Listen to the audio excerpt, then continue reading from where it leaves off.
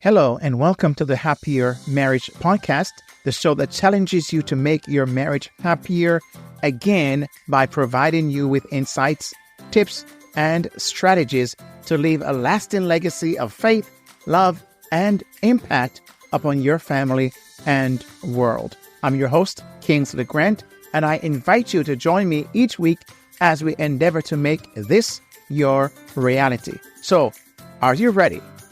Here we go. Hello, friend. On today's episode, we're going to talk about elevating your success beyond wealth and power, the true legacy of a Christian husband. So, do you want to know something?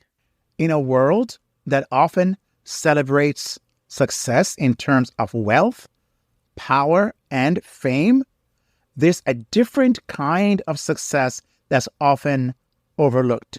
Do you want to know what that is? Or do you know what that is? Or take a guess? Well, let me just not have you have to do all of that. Let me tell you what it is. And it's this.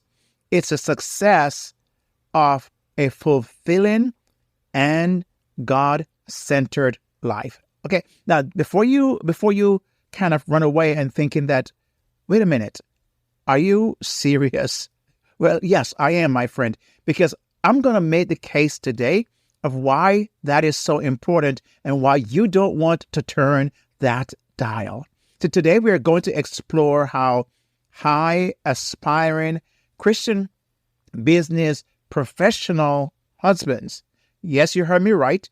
Now, if you're not a husband, you say, I'm a wife. Well, that's why you want to stay tuned and listen, because you want to be able to take this and tell your husband he needs to watch or listen to this just in case he's not, right? But I want to make the case of why high-achieving Christian business professional husbands, how they can achieve true fulfillment in all aspects of life, from their marriages and families to their careers and to their communities, right? Wherever that community might be. So, as I make this case in this episode, which, by the way, for those who are listening via the podcast, this is episode number 77, I want to make the case and show how that by embracing Christian principles, how high achieving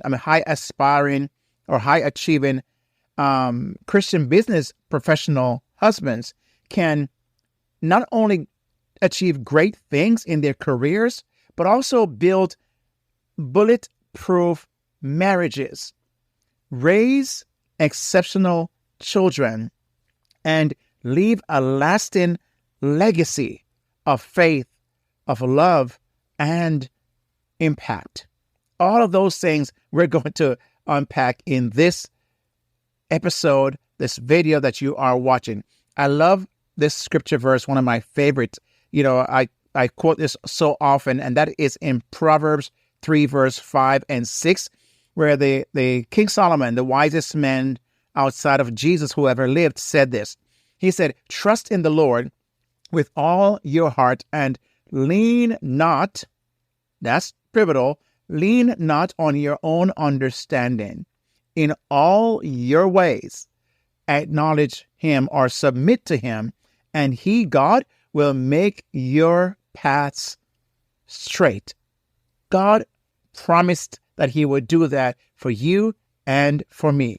I love this quote by Frank Clark. He said this, a man's true wealth is not in his possessions, but it's in the character of his family. A man's true wealth is not in his possession, but in the character of his family. I love this idea of what, about raising kids, right? It's like trying to manage a small company. There are constant negotiations, performance reviews, and occasional product recalls, right? It feels that way sometimes as a husband and as a dad. But remember, this is your and mine legacy, our true legacy that we're working towards, and the most important in our lives. If you happen to not watch the last video that I created, you may want to go back not go back right now, but after this, watch that video, because I kind of mentioned some of these ideas in that video that I think is important for you to also watch as well.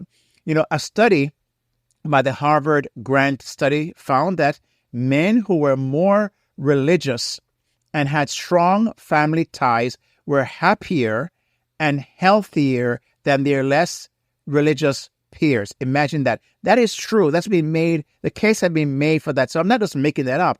It's studies that have shown that more than on one occasion, different kinds of studies that have proven that and made the case for that. So if you're going to build marriage, bulletproof marriages, raise exceptional children, and leave a lasting legacy of faith, love, and impact, you must do these 6 things.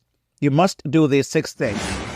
Okay, before we dive into the 6 things, let me just say, as you may notice, this is the video podcast that is shown on my YouTube channel. You'll hear me make mention of that, and I just wanted you to be aware of that. So, the big question is this. How is it possible that you have a happier marriage when you feel like you've tried everything? Your spouse isn't making an effort. You're exhausted. You feel like giving up. Or there's so much hurt that's taken place between you and your spouse. That is the question, and this podcast will give you the answers. So the first one I want to mention, the first point is this. You must seek God's guidance and wisdom. That goes without saying. And that's the first idea, right? I mentioned in the last video where I unpack what Jesus said, first seek the kingdom of God and everything else you need will be added to you. And I kind of unpack that in that context. You may want to go back and watch or listen to that as well. So seek God's guidance and wisdom.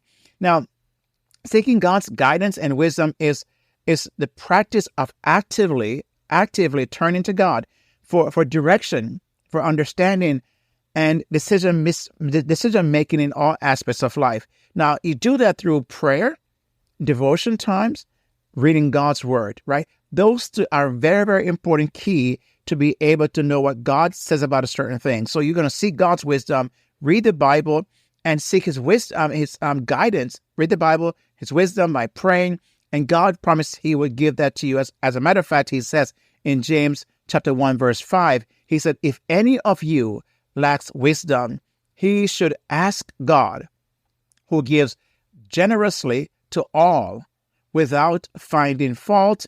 And He says, He will give that to you. He will give that to you. I love this quote again by my favorite author in the Old Testament, King Solomon. He says this, a man who seeks God's guidance before he makes a decision is wise, while a man who acts without God's guidance is a fool. Imagine that. Let that sink in. A man who seeks God's guidance before he makes a decision, especially when it comes to his family, his career, his future, his children. He said, if you seek God's wisdom, guidance first, you're wise. While a man who acts without God's guidance is a fool. Really, he is, and she is, right? So, but in this case, he is. Now, in my own life, I've found that whenever I've made decisions based on my own pride or ego or fear or just not seeking God, not, just thinking I could figure things out. When I've done that, I have almost always ended up regretting it. How about you? Have you found that to be true also in your life?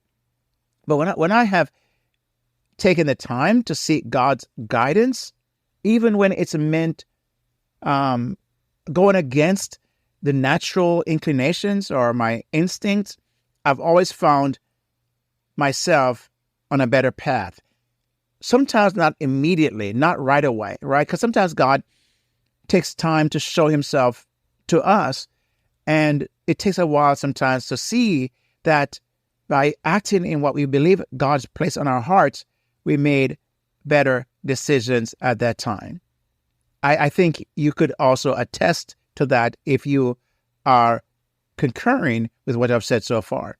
Now, the second point is this. If you're going to be, like I mentioned, if you're going to be the husband that is going to build bulletproof marriages, raise exceptional children, and leave a lasting legacy of faith, love, and impact, you must, in point number 2, is operate with unconditional love and selflessness. Operate with unconditional love and selflessness. Now, it's not as easy as it sounds, and I'm going to be the first to say that, right? Because unconditional love is a love that is not based on any conditions or expectations. So right away, we know we are being challenged to do something that is beyond us, our natural ability and inclination. So it is a love that accepts and values the other person for who they are, regardless of their flaws or shortcomings, right? So the key is to be able to accept and love people for who they are, not for what they do. You know, I tell my children, and they can attest to this, that they can never do anything that I will stop loving them. I will always love my children. I have 2 kids, or 2 adults, but I've said that to them when they were much younger. But here's what I said. I said, I don't have to necessarily like what you've done. I won't love the fact you did certain things that I believe are against our values or against the law. That I will never subscribe and say, I like the fact you did that or love that you did that. No. But then I will always love them no matter what. That's unconditional love. And where did I learn that? I had learned that from God, because God himself have loved me and loved you unconditionally, right?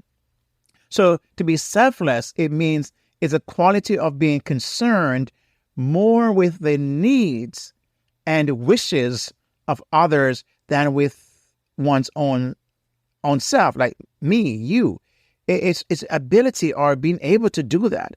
Again, that does not come natural. It does not come easy. And that's why I said earlier, you got to seek God's wisdom, because unless God helps us to do that, our natural inclination is to self-preserve, right? Is self-centered, is us first. And so if we're going to be able to be selfless and unconditional in our love, we've got to seek God and get his help on the matter. You know, the greatest love chapter in the Bible, there are many, but the one that stands out and so many people know and remember is 1 Corinthians 13, 4 verse 7. It says, love is patient, love is kind, it does not envy, it does not boast, it is not proud, it does not dishonor others, it is not self-seeking, it is not easily angered, it keeps no record of wrongs. Love does not delight in evil, but rejoices with the truth. It always protects, always trusts, always hopes, and always perseveres. That is what 1 Corinthians 13, verse 4 to 7 says. That is unconditional love.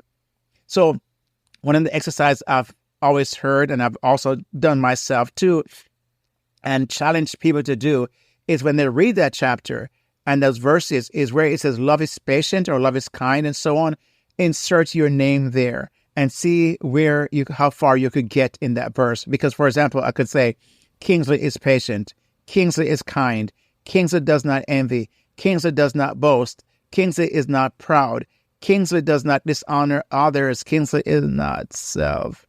You see how we get a trail off, because I get hit those things. And if I'm being honest, I could not put my name in every single one of those and said I have hit them 100%.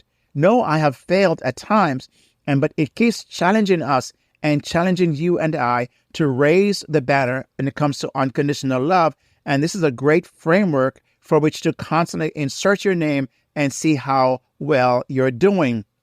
And I want to challenge you to see where you are in this process, this journey. You know, this quote by Herb Brooks, he says this: the greatest gift a father can give his children is unconditional love. The greatest gift is unconditional love. Now, one way to practice unconditional love is to put your wife's needs above your own when it comes to your marriage. Put your wife's needs above your own when it comes to your marriage. This doesn't mean you always have to say yes to everything she demands. Of course not, right? But it does mean that you should always be considerate of her needs and feelings. Many times I find myself where if I'm having something, my wife tends to only want it, I said to her, why is it that you only want something when I'm eating it or when I'm drinking it? And she said, oh, because it tastes better when you are sharing what it is you're having. I said, but you can have your own, right? And we cannot go through this many, many times. We've been married now 38 years plus as of this recording. So you can imagine we've had our share of experiences.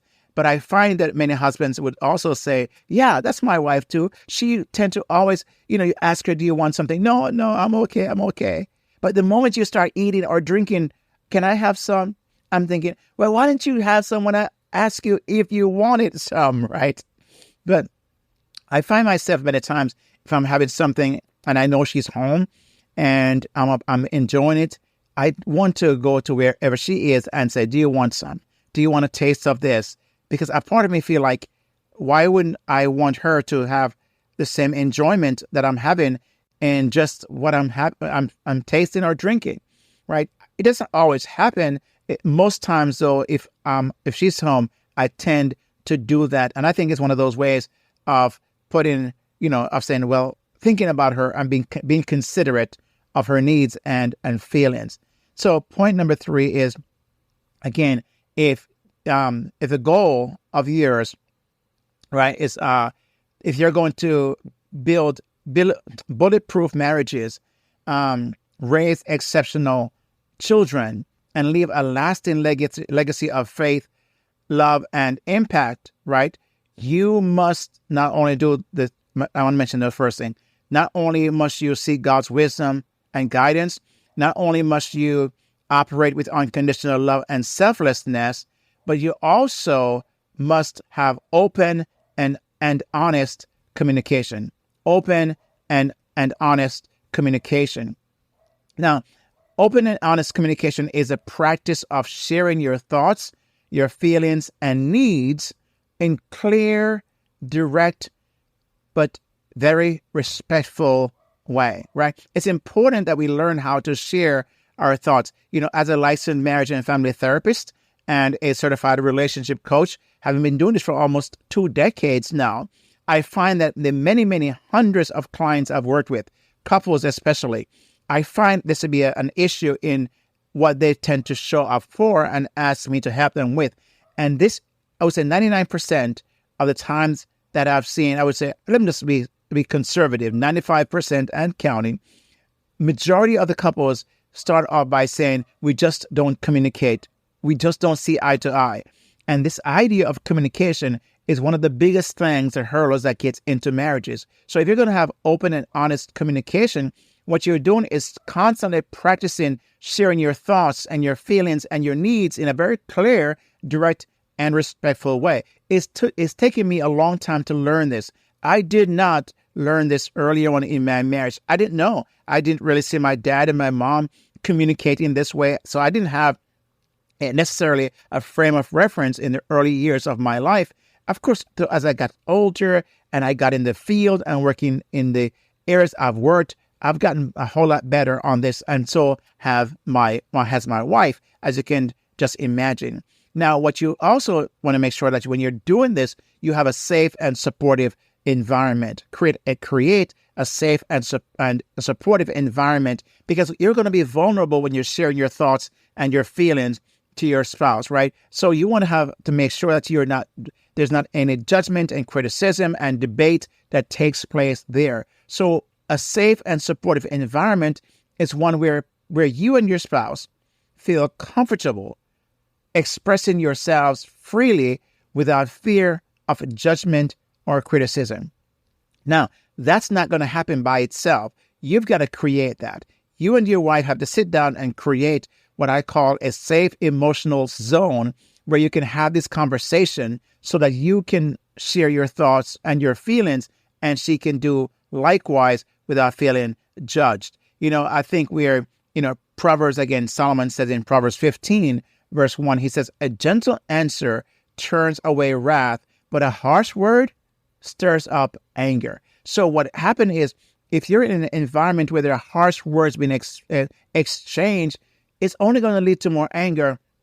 It's only going to exacerbate the situation, right? So it's not going to be helpful. You want to create an environment where there can be gentle answers, gentle dialogue, because that turns away wrath, and it invites more conversations that are healthy and helpful. Tony Robbins made this statement. He says, communication is the lifeblood of any relationship.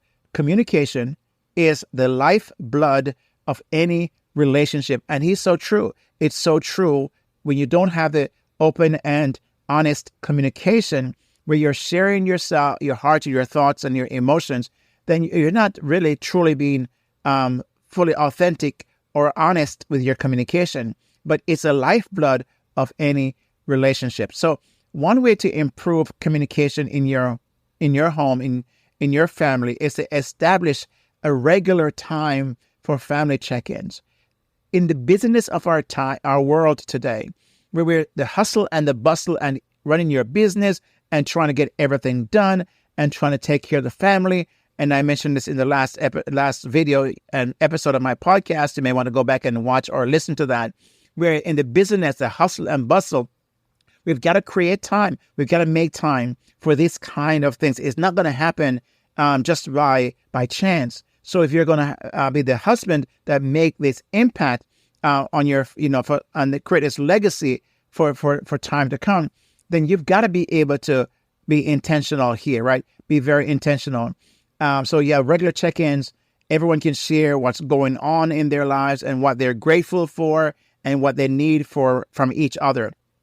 I find many times it's at dinner time, right? If you have a dinner time on a weekend, if you don't have a chance to have dinner at any one point in the week because of different schedules, maybe by the weekend, you schedule at least 1 to 2 days where the family sits down together and you can have the conversations. You can ask questions. You can come prepared and talk about those things. You could pray for those needs that are being mentioned at the dinner table. But you've got to find a way to connect in this manner if you're going to have bulletproof marriages and raise exceptional children and leave a lasting legacy of faith, of love, and impact. You've got to be intentional here as well. Studies have shown that families with strong communication patterns have lower levels of stress and higher overall well-being. Families that do that, and it's understandable so. Why? Because people are on the same page. They're more sensitive to the other people, other family members. They're more empathetic. You can learn those things. You can pray for each other. You can encourage each other. All those things are happening. And no wonder this study shows that families that have strong communication patterns have lower levels of stress and higher overall well-being. In the early years of our lives, of myself, with my family, I didn't allow for this. I was behaving like my dad, who was this authoritarian type person. I wouldn't say all the way, but, he really did not have time to listen and for us to share our thoughts and our feelings. And I found myself being that way earlier on in as a father, as a husband. And I had to unlearn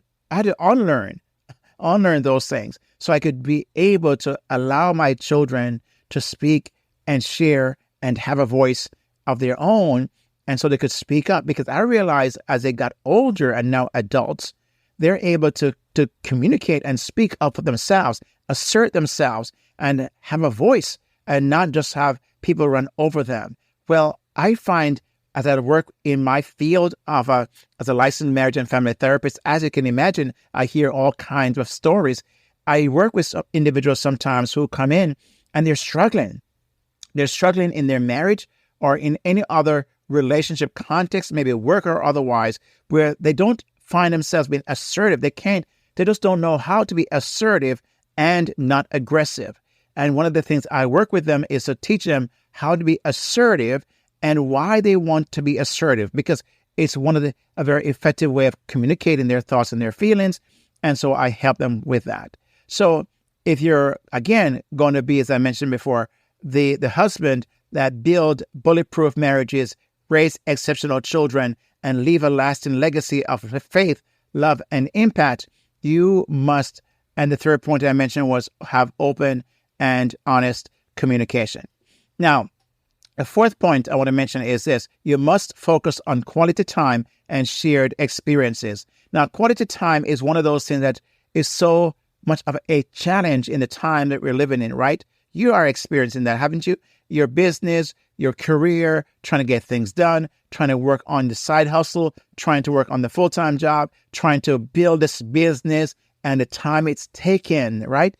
Where can you find the time to have quality time with your family? But quality time is a time spent with someone that, in this case, your wife, your children. Focus on building a connection and creating memories. Remember, your family may not remember a whole lot about what you've said and done for them. They're going to remember the memories that you built with them, the memories you built with them. Shared experiences are just activities that you do together that create a sense of bond and connection, right? Whatever that you are able to do, whether it's through sports or fun events or trips or just in the backyard, those times that you're able to create those experiences, those activities, you may think they're not, it's just too insignificant. And, no, those matters.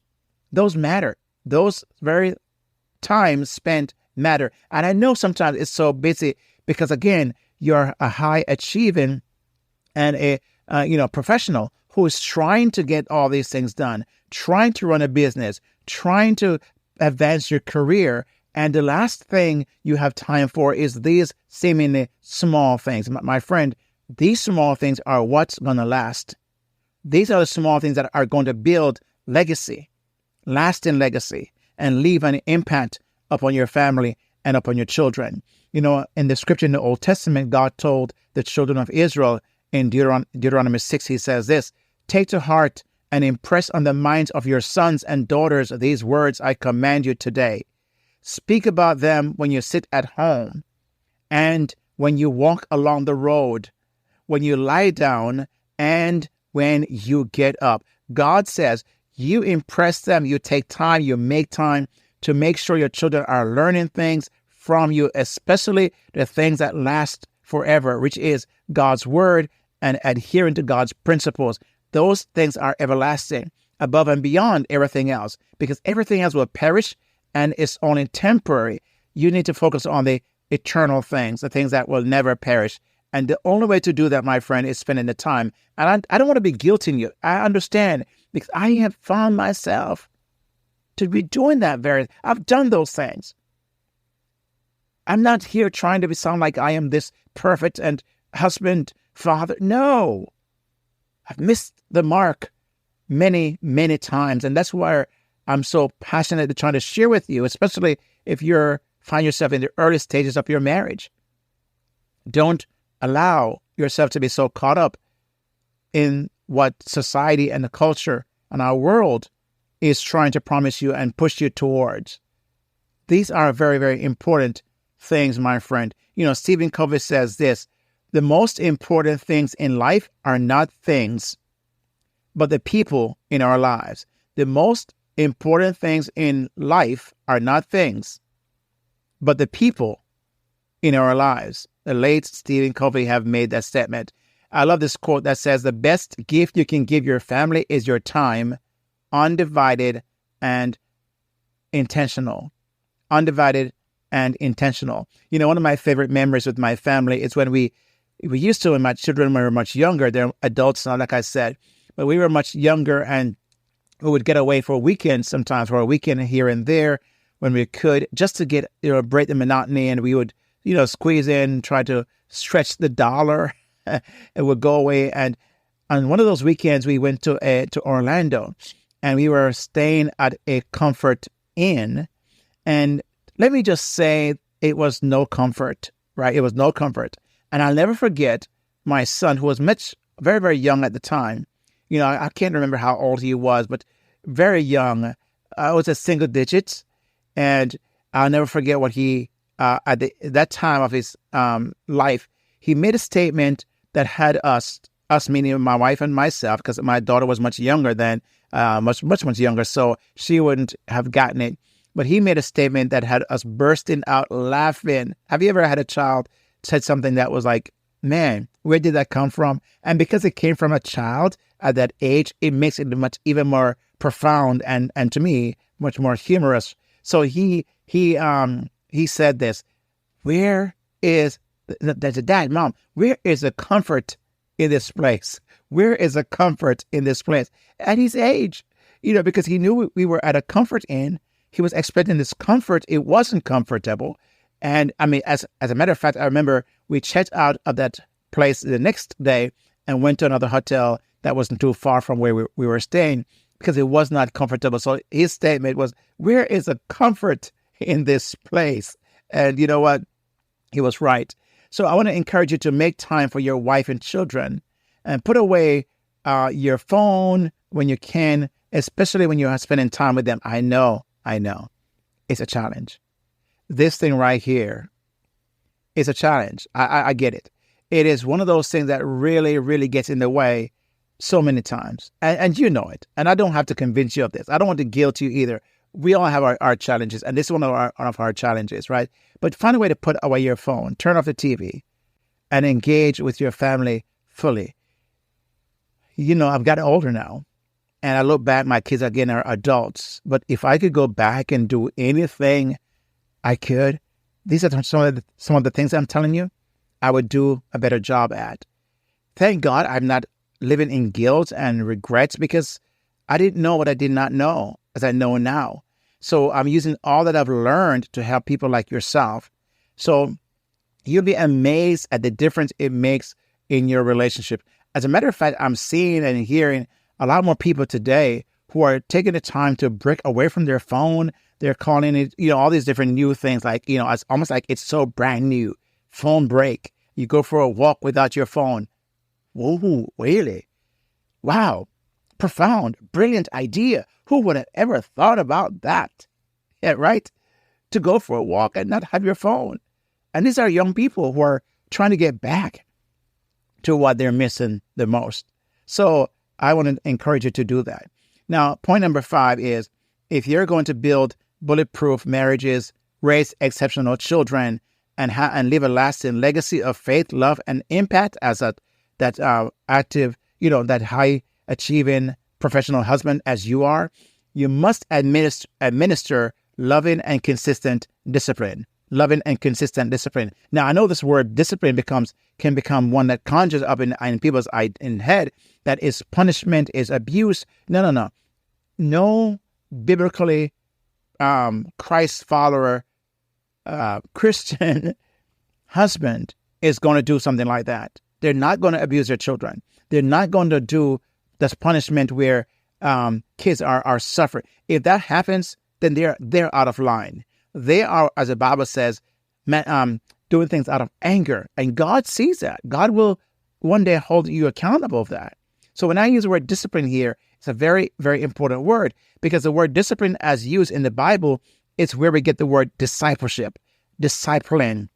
And this is a very positive word, right? To disciple someone. It means you're taking them under your wing and trying to train them in the way they should, in what is best for them. So when I use the word, when I say you must administer loving and consistent, the key word is loving, but also the second key word is consistent. I cannot tell you how many times I've seen parents who will let their yes be yes and their no be no, right? They don't do that. They change their yes from a yes to a no, and they change from a no to a yes. Those are confusing for children. Have I done that? Yes. But I try to make certain that those are the exceptions, not the norm. Because loving and consistent discipline is the practice of setting rules, clear rules, right? Not 15, 20, 30 rules. Very, very, I teach 3 rules at a time, 3 major rules at a time. And out of those 3 major rules, there's some things that can fall under that you just use to describe those rules. But you don't need to have 15 rules. You can't even remember 15, much less, the child who you're trying to have adhere to those rules. So loving and consistent discipline is a practice of setting clear rules and expectations for your children, and then enforcing those rules with love and consistency. One of the things I teach many times is a rule is not a rule if it cannot be enforced and if it cannot be consistently enforced, right?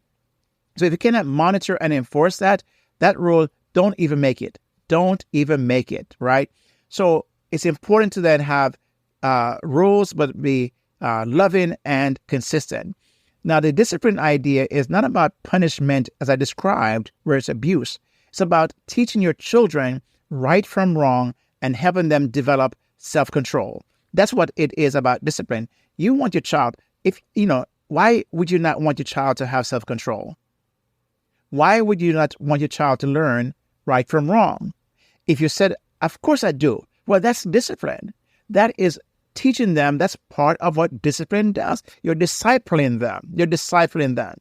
Proverbs 12, verse 24, Solomon says this, he who spares the rod, that's discipline, hates his son. Strong word, hates his son. But he who loves him disciplines him diligently. So if you don't discipline your children, you don't love him. You don't love her.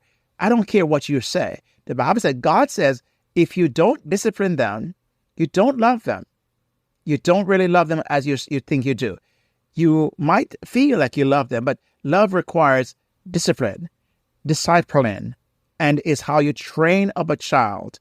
As the Bible says, train up a child in the way they should go, so when they're old, they won't depart from it. Again, that's Proverbs chapter 13. Proverbs chapter 22, verse 8 talks about that, right? So when I say spare the rod and spoil the child, now I'm one of those who believe that spanking is okay. I'm not from the school of saying you should never spank your child. It's how you spank your child. It should not be in anger. It should not be to, should beat that child into submission, right? Where that child is, no, it's not. Have I done that in the past? Yes, I've been guilty of that. I learned my lesson though, because I wouldn't say I didn't know better, but I was actually, like I said before, acting like my father, how he raised us. And when he beat us, grew up. Here's the thing. I look back and all six of us, well, five now because one of my sisters died many, many years ago. But we've turned out really well. I mean, we've turned out pretty well, all things considered. So was it pleasurable? Of course not. Of course not. No discipline is pleasurable at the time, but it reaps a great reward in the future.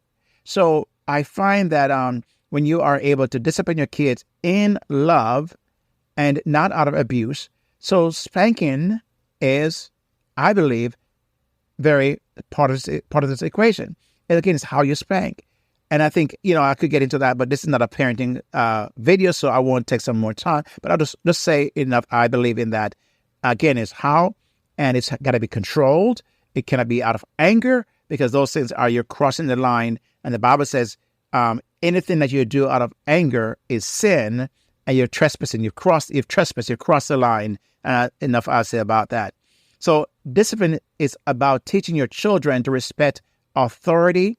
It's teaching them how to to make good decisions. It's about teaching them about right and wrong, about self-control.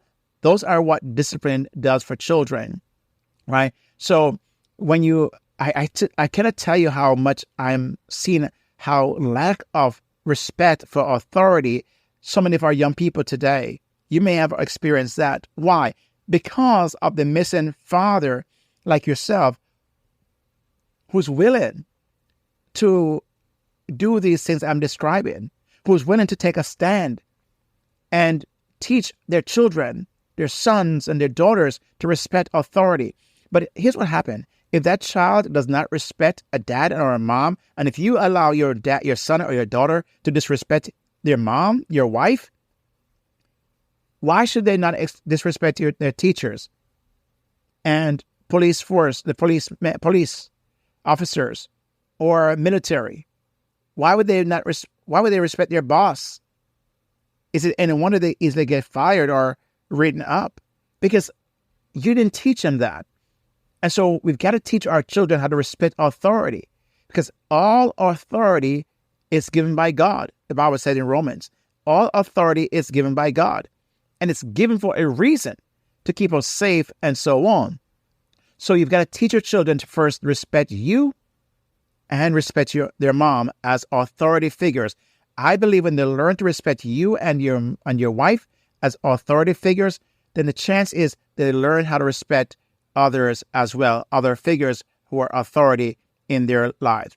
Research shows that children raised with consistent discipline show better emotional regulation and social skills. Right? Let me say that again. Children raised with consistent discipline show better emotional regulation and social skills. Jim Rohn says this. He said, discipline is the bridge between goals and accomplishment. Discipline is a bridge between goals and accomplishment. Now, one way to implement effective discipline is to establish clear hierarchy. Who is the father? Who is the boss? Who is the authority in the home? Not your children. Some kids are running the home as if they are the authority, and parents let them get away with that. I find it so, unfortunately, more about single parent homes, especially single moms, than it does when a father like yourself and a mother are in the home raising their children. Again, I know that we could get off and people may hear this and just say, okay, are you saying that people who are raised by a single mom cannot turn out right? Of course, I'm not saying that. So don't get me started on that, okay? Hear what I'm saying. A father and a mother is the best environment for children to be raised. God himself set that up. And so everything else is second best. Everything else is second best. A father and a mother in a home raising children is God's ultimate best. Anything less than that is second or third best. It's not going to compete, never come close. Now, have there been cases where some fathers and mothers have, I would say, should never have even been parents? Of course, they should not be parents. They should give those kids up or not have kids, period. But that's the exceptions. I'm talking about biblical, Christian, aspiring professionals. You, father, you, mother, if you're listening as a wife. But I'm talking to you. This is not speaking to everybody else. So you should not be like that, right? So start with minor consequences for minor offenses and gradually increase the severity of the consequences for more serious offenses, okay? Now, point number 6 is if you're going to be able to raise, man, this is getting longer than I was hoping it would have, but I think it's important. If you're going to build bulletproof marriages, raise exceptional children, and leave a lasting legacy of faith, love, and impact, you must be role modeling and operating with Christian values. You must be role modeling, right? So you got to start with you. You can't expect your children and others to be something you're not, right? So role modeling is a practice of acting as an example or a model for others. So here's a question. Would you want 5 years from now, your children, your son, your daughter to be like you? What about 10 years? Would you want them to be operating like you are operating?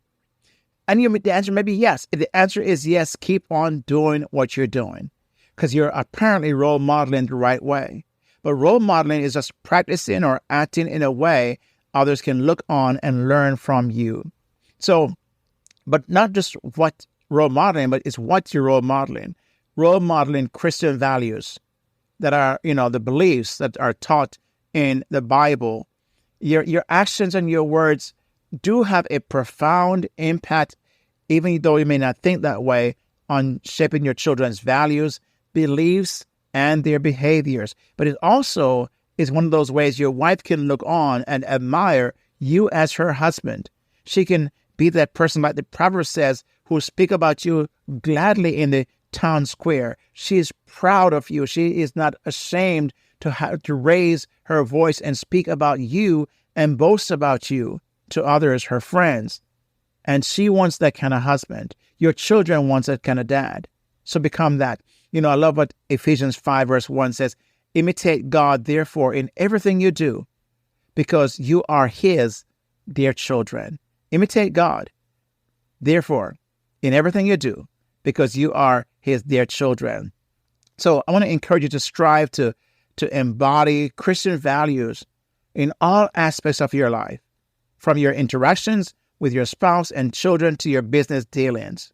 Matthew 5 verse 16 says this, in the same way, let your light so shine before others that they may see your good deeds and then glorify your Father who is in heaven.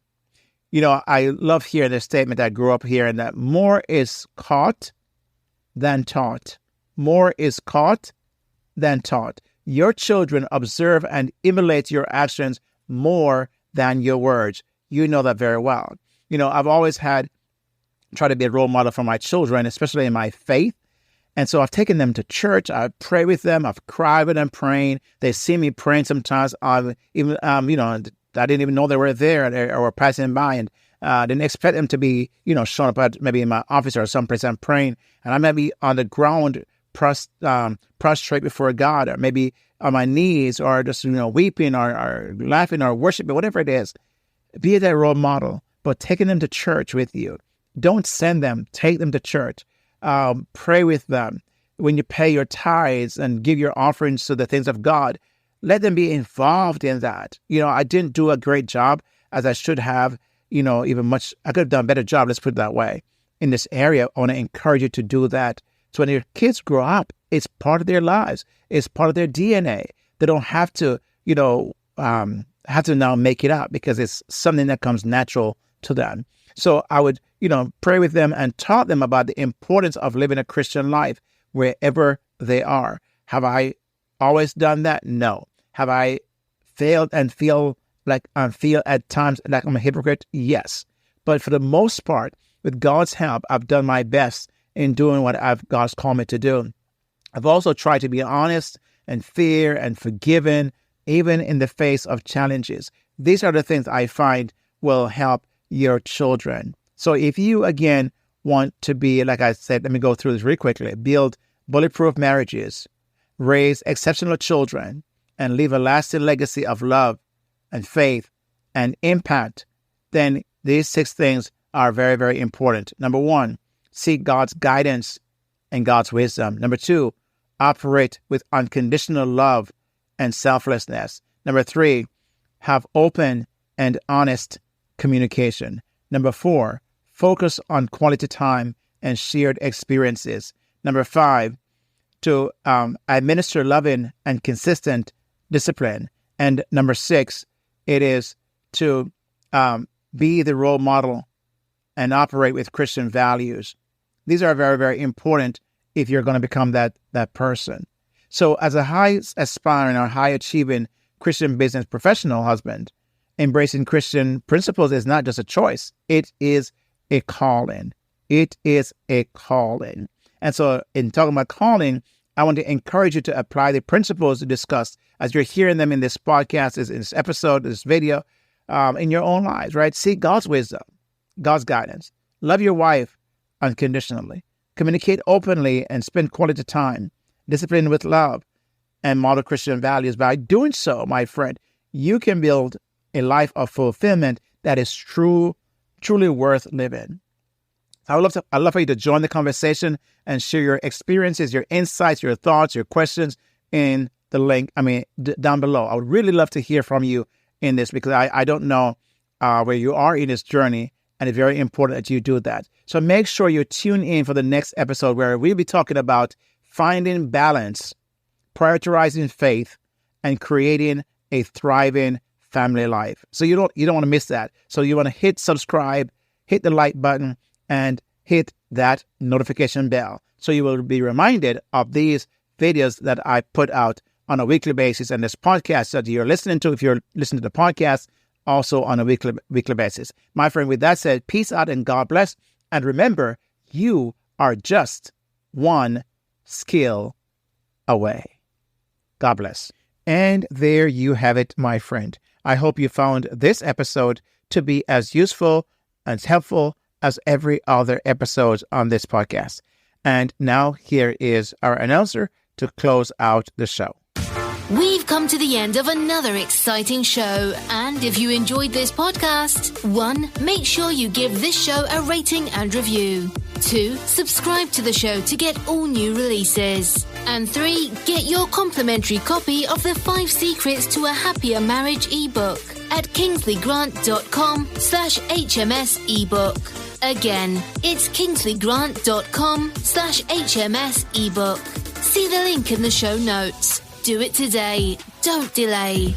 Thanks so much for listening, and make sure you tell one other spouse about this show, or better yet, share it with them. Until next time, may the Lord bless you and keep you, and make his face shine on you and be gracious to you. May he turn his face toward you and give you his peace, both now and forever.